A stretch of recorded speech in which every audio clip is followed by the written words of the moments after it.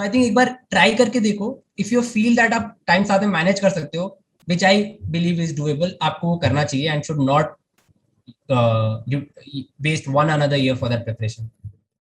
नमस्कार, मैं दिव्यांशी श्रीवास्तव आप सभी का स्वागत करती हूँ स्टडी IQ पे। आज इस इंटरव्यू सेशन में हमारे साथ जुड़े हैं यूपीएससी CSE 2020 एग्जामिनेशन में रैंक 104 हासिल करने वाले Rishabh Kumar Rewar ji. Welcome Rishabh to study IQ। Thank you so much for having me. मैं सभी को बता दूं तो Rishabh is an engineer, civil engineer from IIT Delhi. ये इनका पहला प्रयास था and in his first attempt ही got selected in this wonderful examination. Rishabh ji, मैं सबसे पहले आपका स्वागत करती हूँ और ढेर सारी बधाइयां देती हूँ for clearing this examination in the first attempt. Why UPSC और आपका जो प्रेफरेंस है दैट इज IFS फर्स्ट, तो व्हाई IFS? तो जब मैं छोटा था, my father was in the embassy of India in Muscat, तो मेरा 2.5 साल वहाँ पे थोड़ा बहुत एक्सपोजर रहा to the life of diplomacy, एक एम्बेसी में लाइफ कैसा होता है। एंड मेरे जो इंटरेस्ट का जो सीट था वो तभी सो हो गया था। And then in the third year of college when I was looking for career options, I thought IFS is something that I would want to become. And apart from that, it is a matter of great honor that मेरे को मौका मिलेगा to represent our country in other countries, in international organizations, and it is something that interests me a lot. I'm also a fond traveler, so IFS के career में मुझे काफी countries में घूमने का मौका मिलेगा, to learn their culture, उनकी भाषाएं सीखने का मौका, to meet a lot of interesting people, and I think overall मेरे लिए perfect job लगा मेरे को. That's why I picked IFS instead of IAS or any other service. Rishabh जी, अगर मैं आपकी इस पूरी जर्नी की बात करूं तो ये आपका पहला अटेम्प्ट था और पहले अटेम्प्ट में ही एग्जामिनेशन क्लियर किया। थर्ड ईयर ऑफ कॉलेज से आपको ये आइडिया आया था, आइडिया ऑफ सिविल सर्विसेज, तो किस तरीके से एग्जामिनेशन को समझा और जो भी एस्पिरेंट्स अभी कॉलेज में हैं उनको अपने पहले स्टेप्स कैसे लेने हैं इस एग्जामिनेशन की तरफ? आई थिंक आपने बहुत इंपॉर्टेंट क्वेश्चन पूछा कि ये एग्जाम को समझे कैसे, बिकॉज काफी कॉम्प्लिकेटेड प्रोसेस है। मल्टीपल स्टेजेस ऑफ एग्जाम में, प्रीलिम्स, मेंस, इंटरव्यू, हर फेज ऑफ एग्जामिनेशन का एक डिफरेंट रिक्वायरमेंट है। उसके अकॉर्डिंग आपको खुद को अलग से एडजस्ट करना पड़ेगा, उसके अकॉर्डिंग आपको अलग अलग नोट्स बनाने पड़ेंगे। सभी एग्जाम्स का पेस ऑफ द प्रिपरेशन भी थोड़ा डिफरेंट होता है। So to adjust to that, to understand कि आपको किस फेज में कैसे प्रिपेयर करना है, कहाँ से प्रिपेयर करना है, is probably the biggest challenge in the journey of a civil services aspirant. So my idea was कि I had no direct plan laid out कि मैं 2-3 साल ऐसे करने वाला हूँ, मैं अभी करूँगा। Throughout my journey, after every month or so, after every phase of the exam, मैं खुद को recalibrate कर रहा था कि am I going in the right direction, या मुझे कुछ course correction की जरूरत है, और मैं क्या कर सकता हूँ। मैं अपने फ्रेंड से पूछता था, मैं अपने सीनियर से पूछता था, जो बाकी मेरे गाइड्स थे उनसे पूछता था। And at the end of the day हर बार मुझे खुद को नया डिसीजन लेना पड़ता था कि ओके, शायद मैं सही जगह पे, सही डायरेक्शन में नहीं जा रहा हूँ, let's try something else, maybe this is not working out, मैं कुछ नया चीज ट्राई करता हूँ। So throughout the whole 2.5 years ये खुद के साथ एवोल्यूशन था throughout the whole process. And so my suggestion to दोस्त जो बच्चे अभी स्टार्ट कर रहे हैं in their college is that to understand that throughout this whole journey you can't have one approach. You'll have to change, you'll have to modify, you'll have to evolve as per the times, and only then आप खुद को और अच्छे से जानेंगे, आप exam की requirements और अच्छे से जानेंगे। तो you have to be nimble on your feet, and आप खुद को जैसे जैसे चेंज करते जाएंगे, I believe आप you'll be able to adjust according to the requirements of the exam, and I think that is the most important. So the most important is to understand whether you're on the right track or not, and that only comes with some time. Very rightly said कि क्योंकि ये बहुत सारे aspirants के साथ होता है, वो थोड़े थोड़े दिन पे वो इवैल्यूएट करते हैं और समय के साथ इवॉल्व करते हैं, और वो फिर हमेशा ये डिलेमा रहता है क्या वो सही डायरेक्शन में है या नहीं। तो आई एम श्योर जो आपके वर्ड्स हैं वो उनको काफी मोटिवेशन देंगे कि जो उनका अप्रोच है वो एकदम सही डायरेक्शन में है। आपने कहा कि स्टेप्स चेंज रहते गए, आप रीवैल्यूएट करते थे अपने आप को कि whether you're on the right direction. कैसे समझना है कि मैं राइट डायरेक्शन में जा रहा हूँ, और ये स्टेप बाय स्टेप जो इवोल्यूशन आपका था, आप अगर अपनी जर्नी से शेयर कर सके? डेफिनेटली। सो मेरे according if there is one thing जो कॉमन है मेरे सभी फेजेस ऑफ प्रिपरेशन में, वाज दैट मैं बहुत सारे टेस्ट देता था. मैं प्रीलिम्स में मैंने कुछ अराउंड 160 170 मॉक टेस्ट लिखे होंगे. मेंस में मैंने बहुत सारे मेंस के आंसर राइटिंग टेस्ट लिखे थे. इंटरव्यू में मैंने बहुत सारे मॉक टेस्ट दिए, मॉक इंटरव्यूज दिए थे. So my objective behind giving this test was so that I realize कि am I improving, am I the better version of myself in this examination than I was a day ago. तो अगर मेरे एक दिन marks कम आ रहे, that doesn't mean I have to be disheartened, but जो गलतियां मैंने इस मॉक टेस्ट में करी है वो गलतियां मेरे नेक्स्ट मॉक टेस्ट में, भले नेक्स्ट मॉक टेस्ट में और कम मार्क्स आ जाए, बट एटलीस्ट वो गलतियां तो रिपीट ना हो. सो आई टुक मॉक टेस्ट एज समथिंग जिससे मैं खुद को री इवेल्युएट करता था कि ओके, अगर मैंने एक प्रीलिम्स का मॉक टेस्ट दिया एंड मेरे को कम मार्क्स आए हिस्ट्री में, मॉडर्न इंडिया में मेरे को ये जब क्वेश्चन आते हैं तो मेरे को कम समझ आ रहा है. So I made it a point कि नेक्स्ट टाइम जब मैं वो टेस्ट दूं तो एटलीस्ट वो वाले पोर्शन तो मैंने पढ़ लिए हो जो मेरे मॉडर्न इंडिया में लास्ट टाइम गलत हो रहे थे. So throughout this and in a long term मेरे को रियलाइज हो रहा था, आई कुड सी दैट मेरे मार्क्स बढ़ रहे हैं, मेरा कॉन्फिडेंस बढ़ रहा है, the number of questions I attempted बढ़ रहे हैं. I feel more comfortable while making a guess because I had that confidence, which is also very important when you are writing the actual prelims examination, because जब आप exam लिख रहे हो तो around 40 questions होंगे जो किसी टॉपर को भी सिर्फ 40 क्वेश्चंस पे ही श्योर होगा कि this is the definite answer. उसके बाद it's all about how you work out the solution, and आप वो वर्कआउट तभी कर पाओगे व्हेन यू आर कॉन्फिडेंट कि अगर मेरे को नहीं आता है तो किसी और को भी नहीं आता है, एंड हम सब लोग मिलके वर्कआउट करने की कोशिश कर रहे हैं कि how to find the correct answer even though no one knows it. तो वो तभी आएगा when you have a sense of belief in yourself, and getting good scores and improving over time helps in that. So I think keep a track of your scores to keep a track of your performance is how you can understand whether you're on the right track or not. Rishabh, initially हमने जब ये conversation शुरू किया था तो आपने कहा था कि ये बहुत जरूरी है कि समझना कि प्रीलिम्स के लिए क्या रिक्वायरमेंट है और मेंस के लिए क्या रिक्वायरमेंट है. अगर मैं आपके केस की बात करूं तो how did you chalk out your strategy for prelims and eventually an integrated strategy for prelims and mains? So the initial phase of my preparation was an integrated preparation of prelims and mains. I did not differentiate a lot. My notes were common. The whole objective was to understand the syllabus, its topics, what's the broadly the contents of the syllabus broadly, to understand them, to make notes of them. However, I had decided that I'll start exclusive prelims preparation around 3-4 months before prelims, and exclusive mains preparation between the time of prelims and mains. So during those two phases, my preparation was a bit different. So during the exclusive prelims phase, which started around 3-4 months before prelims, but got extended because last year the papers were extended. At that time, my focus was to make my own set of consolidated notes, which largely focused on the aspects of facts and figures and details. And so my idea was to give a lot of tests, analyze them, see, understand what I don't know, what new information I get, and add it to my notes. So before the prelims examination, I had a good set of, I used to make all my notes on OneNote. So I had a good consolidated set of notes of all subjects. तो मैंने बस वही बार revise किया, test देता था, जो कुछ नया सीखता था वो उसमें ऐड करता रहता था. मैंने ये एक्सरसाइज 3-4 मंथ्स रोज ऑलमोस्ट कंटिन्यूअसली रिपीट करी, and my focus was on the factual information part जो prelims में पूछा जाता है. Similarly, mains में I changed my approach. Again, the common approach was एक मेरे पास खुद का consolidated set of notes होना चाहिए जो मैं बार बार रिवाइज करता रहूं. But ये notes were very different from the prelims notes because in the sense these notes were more analytical.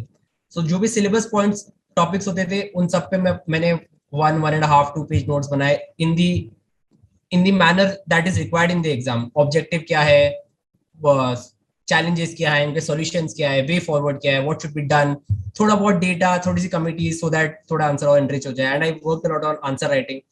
So again, the idea is to have a consolidated notes which you can revise again and again, but वो notes should be in the based on the requirements of the exam. So prelims के अलग, mains के अलग, and that was largely how I differentiated.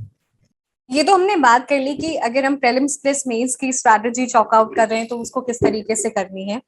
हमेशा ये dilemma रहता है students में कि करंट अफेयर्स को कैसे कवर करना है, करंट अफेयर्स कितना टाइम का कवर करना है।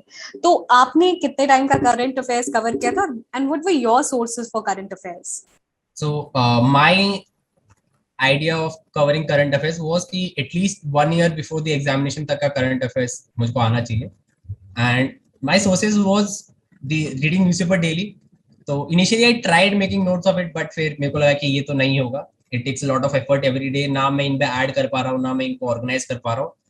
So वो मेरे को थोड़ा ज्यादा हैसल लगा, तो I gave up on it. So I read newspaper daily to get a perspective on क्या हो रहा है, कैसे चल रहा है, थोड़ा बहुत आइडिया रहे, थोड़ा सा फेमिलियराइज रहे कि इवेंट्स का क्रोनोलॉजी क्या है etcetera. But at the and जब एग्जाम पास में आ रहा था, I focused on the monthly and yearly compilations of different institutes. मैंने वो पढ़े एक दो जगहों से, उनका उनमें से मैंने अपना फिल्टर आउट करा what I think is relevant for me, and those aspects I added to my notes. So again at the end मेरे को यही चाहिए था कि जब मैं वापस रिवाइज कर रहा हूँ 1 वीक और 2 वीक्स 3 वीक्स बिफोर प्रीलिम्स, मेरे को सिर्फ अपने नोट्स पढ़ने पड़े, उसमें मेरे को सारी चीजें मिल जाए. तो मैंने उन कंपाइलेशन से अपने नोट्स में ऐड करा, उनको एनरिच करा. And sources was largely the compilations and being familiar with the news by reading the newspaper daily. Notes making has been one of the most integral part of your preparation. Starting से लेकर के end तक you have relied completely on what you have studied and what you have made notes. Rishabh ji, मैं आगे बढ़ती हूँ और बात करती हूँ. आपने मेंशन किया था कि आंसर राइटिंग पे आपने बहुत स्ट्रेस किया था, बहुत एम्फेसिस किया था. तो आंसर राइटिंग कौन से स्टेज में आपने शुरू किया, कब से आइडियली करनी चाहिए, और क्या क्या इंपॉर्टेंट पॉइंट्स इंक्लूडेड होने चाहिए? So, answering the second question first, I don't think there's an ideal time or an ideal way to do anything in the civil service examination because it's very complex in a sense. सबके लिए अपने अलग-अलग तरीके होते हैं, जितने लोग select होते हैं, और more than that also there are strategies that work. So सबका अपना strategy होता है. My idea was of trying or attempting answers was that prelims से पहले, before starting the exclusive prelims prep 3 or 4 months before that, मैंने थोड़ा बहुत answer writing start कर दिया था. I had given a few couple of mains test, थोड़ा सा मैंने ऑप्शनल के टेस्ट दे रखे थे, तो I was familiar with answer writing करते कैसे है, कि आंसर एक what is a good answer, like एक अच्छा आंसर में क्या होता है. I was Fairlie familiar, but I had not practised a lot कि टाइम के अंडर मैं उसको खत्म कैसे करूं, या फिर मैं उसको और प्रेजेंटेशन उसका कैसे अच्छा करूं, या उसका स्ट्रक्चर और कैसे अच्छा करूं. इस पे I hadn't worked a lot, which I did after my prelims. जो बीच के 3 महीने होते हैं, those 3 months are probably the most intensive phase of the preparation for anyone. तो आप उन 3 महीनों में आपको अपना ऑप्शनल भी वापस से देखना है, आपको अपने जीएस सब्जेक्ट्स भी देखने हैं, आपको आंसर राइटिंग में एक्सेल करना है, not even being good at it. the more you work on answer writing, I think it pays dividends in the examination hall. So my idea was to write a lot of answers. मैंने बहुत सारे test लिखे mains के, GS, optional essays, and I did simulations before the examination. So the exam was on 8th of January से start हो रहा था, essay GS1 GS2 GC GS4 and optional later. So I did it thrice before. So एक महीना पहले I did the whole simulation की day 1 में मैं GS1 GS2 दूंगा एक साथ, फिर GS3 GS4 दूंगा, फिर optional 1 optional 2 दूंगा, and I repeated this thrice so that जब मैं असली एग्जाम में जा रहा हूँ तो मेरे को सब लगे कि अच्छा दिस इज प्रैक्टिस, ये तो हम पहले कर चुके हैं, एंड पेपर टाइम पे खत्म हो जाए, कॉन्फिडेंस रहे. एंड इट डिड पे ऑफ बिकॉज मेरे पेपर्स ऑलमोस्ट सभी 5-5 मिनट पहले खत्म हो गए थे. I could attempt all questions. I think that is one thing that people can do, right a lot of answers. मतलब इतना आंसर लिखो कि हाथ दर्द करने लग जाना चाहिए, because that will help you a lot when you are writing the answer in the examination hall. ये मॉक टेस्ट कब से देना चाहिए प्रिपरेशन में, कौन से स्टेज से देना चाहिए? So according to me, the best time would be कि आपने जब एक सब्जेक्ट खत्म कर लिया है, लेट्स से अगर आप पॉलिटी पढ़ रहे हो, आपने पॉलिटी खत्म कर लिया, you have made good notes of polity, आपकी अच्छी ग्रास्प पे अच्छी अंडरस्टैंडिंग है, after that you should write answers on polity, and even if possible write a part test on polity. भले ही आप 5 क्वेश्चन करो या 10 क्वेश्चन करो, या initially you will start with 1 question, उसमें भी आपको बहुत डिफिकल्टी आएगी, आपको समझ नहीं आएगा कितना लिखना है, कितना कम लिखना है, कैसे उसको प्रेजेंट करना है, क्या डेटा डालना है, वो सब नहीं होगा. But it will build up over time. You will have to start from somewhere, and I have seen this many times. काफी मेरे फ्रेंड्स ने भी ये किया था कि उनको काफी इनर्शिया आता है आंसर राइटिंग स्टार्ट करने में, उन्होंने काफी टाइम तक आंसर राइटिंग स्टार्ट नहीं करी, काफी टाइम तक डिले करते रहे, अच्छा बाद में कर लेंगे जब और पढ़ लेंगे. बट मेरे अकॉर्डिंग आंसर राइटिंग जितना जल्दी स्टार्ट करो उतना अच्छा है. जैसे आपका सब्जेक्ट खत्म हुआ, आप दूसरा सब्जेक्ट स्टार्ट करें, साथ साथ में पहले वाले सब्जेक्ट के आंसर लिखना स्टार्ट कर दो. At least right one answer daily, that is more than enough. But ये भी रेगुलरली नहीं हो पाएगा, बट आप जितना लिखो उतना अच्छा है. And I give I give part test before, but I give full test during the prelims and mains के बीच वाला फेज, जिसमें आई जहाँ पे भी मेरे को जो भी टेस्ट मिलता था मैं दे देता था, चाहे किसी भी सब्जेक्ट का हो. whenever there was any availability of a test, जब मेरे को थोड़ा सा फ्री होता था मैं, I used to give a test. इसमें भी giving a test in 3 hours is not a small deal. And इसमें भी बहुत मतलब inertia आता है. You feel a lot of exhaustion लिखते टाइम कि अच्छा मैं क्यों लिख रहा हूँ, मैं सीधा एग्जाम में लिख लूंगा. बट अगर if you can bear through this initial inertia, I think उसके बाद में जाके answer writing becomes a relatively easy phenomenon. हर चीज में ऐसा बेल कप होता है कि स्टार्टिंग में हार्ड लगता है, एंड एक पॉइंट आएगा जब तक हार्ड लगेगा, बट उसके बाद चीजें थोड़ा समझ आना स्टार्ट हो जाती है. तो आई थिंक वो जो हिल है, जो बेल कर्व है, उसको आपने एक बार क्रॉस कर लिया तो चीजें would be more easier, more simpler, be it the UPSC preparation as a whole या फिर be it answer writing as well. I am sure Rishabh ji आपने बहुत सारे लोगों के डाउट्स क्लियर किए हैं, क्योंकि हमेशा एक इनर्शिया रहता है कि कब से एक्चुअली शुरू करना है, and they wait for the right time कि पूरा सिलेबस कंप्लीट हो जाए and then they will start. So I think part time test लिखने चाहिए, और जैसे ही एक सब्जेक्ट खत्म हुआ आपने जैसे बताया, you should start writing answers. I'd like to add one thing, that the right time to start writing answers was yesterday. The second best time is current right now. So I think you should start as soon as you can. You're on mute. This is a very beautiful line, और मुझे लगता है बहुत सारे लोग शायद उससे inspire भी होंगे और वो आज ही से आंसर राइटिंग लिखना शुरू कर देंगे. They are preparing for the examination. ये तो बात हो गई प्रीलिम्स मेंस की. अब आगे चलकर बात करते हैं इंटरव्यू की. तो how was your interview experience? So my interview was in the board of Smita Nagarajan ma'am, and it went on for around 34-35 minutes. I had a very pleasant experience. It was more of a smooth conversation where I gave an answer and I got a few counter questions, but they were all very polite and they encouraged me to answer more. They made me feel comfortable in the room. Overall, I felt like it's a conversation. I did not want it to end. I was like, ठीक है, चल बातें करते रहो. And it felt like an honor that इतने experienced लोग हैं, those 5 people who are there, and life में कब मौका मिलता है that they'll be interested in my life, that they want to know my opinions about things. So I felt a bit honored because of that. And overall, I felt like it was a good experience. You had a very different experience, और जिस तरीके से आपने अपने interview को देखा, आई am sure बहुत ही interesting भी होगा, और शायद सभी को ऐसे देखना चाहिए कि they are reputed people and they are interested in your life. Amazing to hear this. If you can share a few questions that were put up to you. Okay, so the first question that I got when I got into the room and I started to greet them, and ma'am was like, no, leave that. She straight away jumped to the question. So one of my hobbies is reading Calvin and Hobbes comic strips. So these are comics that come in the newspaper, and I used to read them since I was a child. So she asked me, why do you read Calvin and Hobbes only? What is so special about this that you have mentioned it specifically and not random, and have not generalized that you like to read? What have you learned from this? So it was a good conversation starter for me, because I was prepared on that, how to address this and how to make it into a meaningful conversation. And then so most of the questions that I was asked was based on international relations. Afghanistan issue was flaring up at that time, so I was asked, how is Afghanistan important for India? What should India do in this situation? What are how are the other stakeholders reacting to the situation in Afghanistan?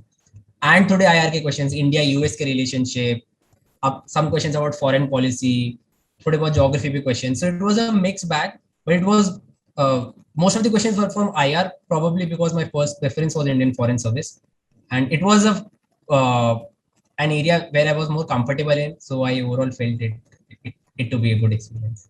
Rishabh, अगर मैं आपकी बात करूं तो आपका ये पहला attempt था कॉलेज के साथ साथ ही प्रिपरेशन. कई बार ऐसा होता है कि aspirants they very well no कि उनको एग्जामिनेशन की प्रिपरेशन करनी है, बट कॉलेज की कई कमिटमेंट्स होती हैं and they are not able to manage their time. और पहले अटेम्प्ट में थोड़ा सा एक हेजिटेशन भी रहता है कि if they should take a drop and prepare more well. तो what you have to say on this entire scenario? आप एक रोल मॉडल है उनके लिए, क्योंकि you have cleared this examination in your first attempt, और they look up to you now obviously कि किस तरीके से अपना टाइम मैनेज करें and be confident अपने पहले ही अटेम्प्ट में. So ma'am, I think it's very important that everyone who's giving their first attempt should realize that at least in my experience and my understanding, first attempt is the best attempt because you're very curious, you are energetic, आप पता लगा रहे हैं कि exam का pattern क्या है, आप फर्स्ट टाइम मेंस देने जा रहे हो तब आपको अंदर से काफी बबली फीलिंग आती है, ओ वाओ मैं मेंस लिखने जा रहा हूँ, इतना बड़ा टेस्ट है, थोड़ा सा डर भी रहता है, so all of that excitement builds up उसके and since it's the first attempt you work very hard because it's all unknown in front of you, आपको नहीं पता आगे क्या होने वाला है, एग्जाम कैसे होता है, what are its demands. So I believe first attempt में जो एक curiosity आती है, मतलब I haven't given a second attempt but जब रिजल्ट आता है उससे पहले I was being mentally prepared कि अच्छा वो सेकंड अटेम्प्ट में तो मैं इतनी मेहनत शायद नहीं कर पाऊंगा जो मैंने फर्स्ट अटेम्प्ट में करी. So I think that's a good a driver for you कि आप फर्स्ट अटेम्प्ट में do overkill it. I am saying कि जब आपको नहीं पता कि चीजें कैसे होने वाली है, जब सब कहते हैं हार्ड है, तो I think you should not leave any stone unturn. हर चीज में आपको ओवर किल करना चाहिए. आप टेस्ट दे रहे हो, आप बहुत सारे टेस्ट दो, आप पढ़ रहे हो, आप बहुत सारे पढ़ो. Eight the end of the day जब आप अपना लास्ट मेंस ऑप्शन देके बाहर निकलो तो आपको ऐसा लगना चाहिए कि सब कर लिया जितना कर सकते थे, नेक्स्ट अटेम्प्ट में अब क्या करेंगे अगर नहीं हुआ तो. ऐसा फीलिंग जब आएगा कि अपनी तरफ से सब कर चुके हैं and there is no scope left to change और to do more in the second attempt, that is when you might feel a bit more confident about how you have done in the examination or how you have prepared. So that is one thing. Second, आपने पूछा time management के बारे में. So in my own case, मैंने अपना college जो plan है वो ऐसे शेड्यूल किया था that my eighth semester was completely free. So eighth semester में I had no courses. मैंने अपने पहले सारे खत्म कर लिए थे so that last semester I could dedicatedly prepare for the civil services examination. Before that also, जैसे हमारे कॉलेज में आपको बहुत सारे electives लेने पड़ते हैं and those electives आप अलग अलग ब्रांचेस से ले सकते हो. So most of the electives I took was from the humanities department on economics, Indian economics, a bit on social and political philosophy. ऐसे कुछ subjects which might make you more interested in the subjects of of GS and civil services. Something that might help you in the examination. So आपका जो पूरा college का last के 2 साल है, it should be designed somehow in a way that it helps in your preparation. Even though आप पूरा time नहीं दे पाओगे because there are other college के academic requirements. आपको दोस्तों से भी मिलना है, आपको अच्छी मेमोरीज भी बनानी है, आपको घूमने भी जाना, आपको पार्टी भी करनी है, ये सब चीजें करनी है. बट उसके साथ साथ how well you manage your time during those years for civil service preparation is very important because I think it's very doable. And many people already पहले से सोचते थे कि अच्छा कॉलेज के साथ में तो नहीं हो पाएगा, मैं एक साल ड्रॉप करके दूंगा. सो आई थिंक एक बार ट्राई करके देखो. इफ यू फील दैट आप टाइम साथ में मैनेज कर सकते हो, which I believe is doable, आपको वो करना चाहिए and should not waste one another year for that preparation. Rishabh, how study IQ has been part of your journey? So it was, I believe, around May or April or May of last year, when the exams were to be postponed. It was announced that the exams would be postponed and it would be sometime later. And I wasn't done with current affairs a lot. So what I did was I watched those videos of those daily videos of study IQ.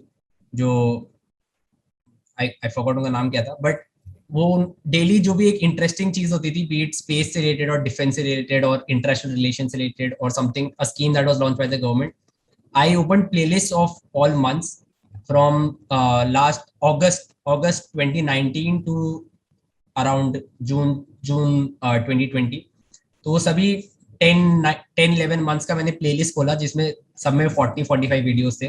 मैंने उन सबको 3x पे start किया and for 1 week मैंने बस वो videos देखे so that कोई भी करंट अफेयर्स की छोटी चीज मिस ना हो जाए. मैं वो वीडियोस देखता था, anything that I found interesting, B it in international relations या कोई नई डिफेंस टेक्नोलॉजी है, कोई नया मिसाइल आया है, जो भी मेरे को इंटरेस्टिंग लगता था मैं उसको नोट करके अपने उसमें डाल लेता था. So why I did that was because it was an audio video format.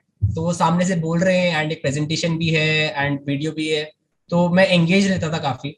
So for those 9 minutes, it was engaging because they could grab my attention as compared to seeing it written on a book or a PDF. So that's why I chose that, and I think it did help me to enrich my prelims notes much better. Rishabh, we are very glad that हम आपके इस success story का हिस्सा बन सके. Thank you so much for joining us in this interview session. बहुत सारे ऐसे कॉलेज स्टूडेंट्स हैं जिन्होंने अपना माइंड बना लिया है इस एग्जामिनेशन के लिए, बट शायद कुछ ना कुछ मोटिवेशन कहीं ना कहीं से लैक कर रहे थे. आपका रिजल्ट उनको एक बहुत बड़ा ड्राइविंग फोर्स देता है. Thank you so much, and the entire team wishes you good health. Thank you. Thank you.